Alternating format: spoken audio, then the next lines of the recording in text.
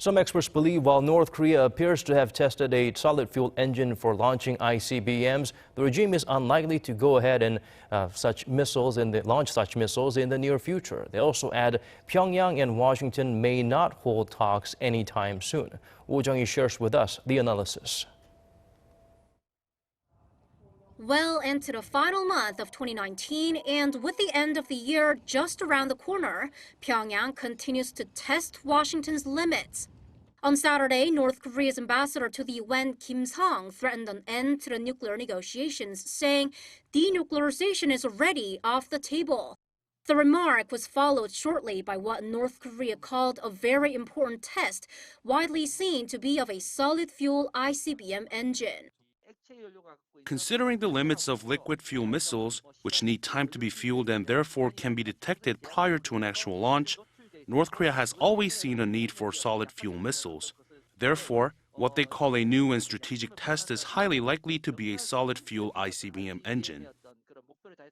Testing something that helps fire an ICBM more quickly and discreetly, North Korea is pressing the U.S. to come up with a new approach by the end of the year in an ever stronger tone.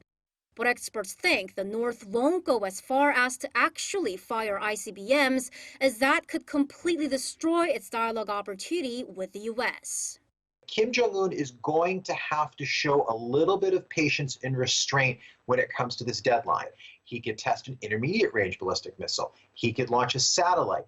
He could launch maybe more submarine-launched ballistic missiles. He does not have to go to an ICBM or nuclear test. If he does those things, Donald Trump is going to be forced to respond. That doesn't mean military action, but we're looking at maximum pressure 2.0. We're looking at more sanctions. The two sides resuming talks before the year ends may help alleviate the escalating tensions. But pundits see the possibility of working-level talks bearing fruit as very low.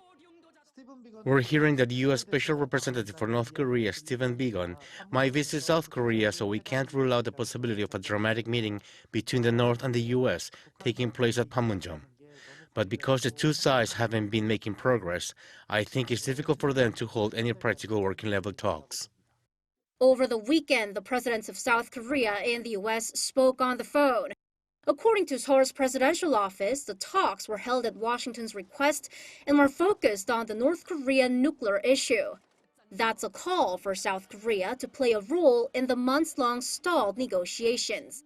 Experts suggest Seoul should step in and mediate, use whatever back channels it has to tell the North that the red line should not be crossed. Jung-hee, Arirang News.